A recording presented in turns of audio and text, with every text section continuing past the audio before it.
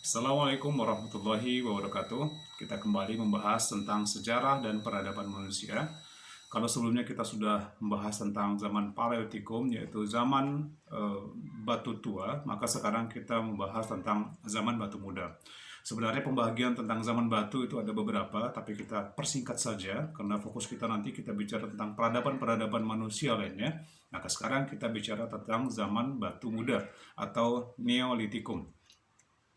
Kita sudah memaparkan bahwa zaman batu tua itu berawal dari 3,3 juta tahun yang lalu sampai dengan 11.650-an tahun yang lalu. Maka sekarang zaman batu muda kita awali dari tahun 11.650-an tahun yang lalu sehingga munculnya peradaban tentang revolusi pertanian. Perbedaan utama antara zaman batu muda dan zaman batu tua adalah pengumpulan bahan makanan. Kalau pada zaman batu tua, masyarakat itu dalam mengumpulkan makanan mencari, kemudian dia berpindah-pindah dalam proses pencariannya. Maka di zaman batu muda ini, masyarakat sudah memulai mengumpulkan bahan makanan itu dan membuatnya menjadi sebuah ladang pertanian. Mereka itu sudah bertani, bercocok tanam, sehingga dengan lokasi yang menetap pertaniannya tersebut, maka akhirnya mereka menetap berdiam diri di satu tempat. Mereka tidak nomaden lagi dan mereka mulai berkembang. Tidak hanya volume otaknya yang berkembang, namun juga keterampilan-keterampilan lainnya. Mereka sudah membuat baju karena apa? Karena dengan menetap tersebut tentu mereka ingin menghindarkan diri dari panas dan dingin. Akhirnya muncullah baju, tapi tentu bukan baju seperti kita sekarang ya. Tapi baju yang dibuat dari kulit-kulit kayu dan lain sebagainya, kulit binatang dan lain sebagainya.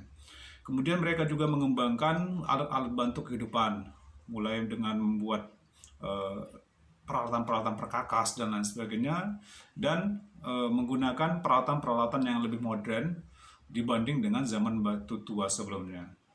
Kepercayaan juga berkembang. Kalau dahulunya kepercayaan masyarakatnya itu hanya percaya kepada sesuatu yang besar saja, namun kemudian pada zaman ini berkembang masyarakat percaya kepada hal-hal yang gaib. Ada animisme dan dinamisme. Animisme itu adalah percaya kepada roh-roh, dan dinamisme adalah percaya kepada alat-alat bebatuan atau peralatan-peralatan yang memiliki kekuatan supernatural. Sepertinya nggak jauh beda dengan sekarang. Sebagian masyarakat kita juga masih ada yang percaya seperti hal-hal tersebut ya, sehingga walaupun manusianya modern sekarang, tapi kepercayaannya mirip dengan masyarakat pada zaman batu muda ya. Percaya kepada hal-hal yang dinamisme dan animisme tersebut. Nah, karena mereka percaya kepada hal-hal yang sifatnya roh, kepercayaan pada roh nenek moyang yang harus mereka hormati sekali dan sebagainya, akhirnya mereka itu membuatkan satu tempat yang menurut mereka itu adalah penghormatan kepada roh-roh tersebut untuk disembah, dan roh-roh tersebut bisa bersemayam atau berdiam diri di tempat-tempat yang tersebut, sehingga muncullah kuburan-kuburan besar, kuburan-kuburan yang besar yang kalau orang meninggal disitulah ditempatkan.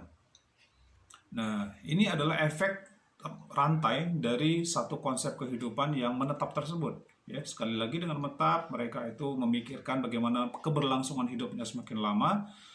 Akhirnya mereka bertani, ya kan? Kemudian mereka itu mencari produk-produk baru untuk membantu kehidupan mereka. Kepercayaannya juga demikian, dan akhirnya strata hidup di masyarakat itu pun berubah.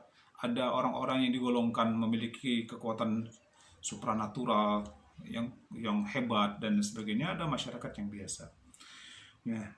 Kemudian di samping itu mereka juga akibat menatap tersebut muncul juga satu bentuk kesenian lainnya, atau mereka percaya membuat perhiasan untuk mempercantik diri dan sebagainya. Jadi pada prinsipnya terjadinya perubahan manusia itu tidak lepas daripada perubahan pola pikir mereka. Kemudian akhirnya dengan perubahan pola pikir tersebut mereka menetap, berubah, dan memiliki efek beruntun lainnya, dan muncullah manusia yang baru. Dan lamanya tenggat waktu zaman ini juga tidak selama zaman sebelumnya, yaitu zaman Paleolitikum tersebut ya. Kalau zaman Neolitikum ini tidak lebih dari beberapa ribu tahun saja. Bayangkan ribuan tahun. Kita bicara peradaban manusia, bicaranya adalah peradaban yang masanya itu panjang sekali. Jadi kita nggak bicara 1-2 tahun saja, tapi ratusan ribuan tahun kita bicarakan. Tapi inilah perubahan manusia yang telah terjadi sebelumnya yang perlu kita ambil hikmahnya.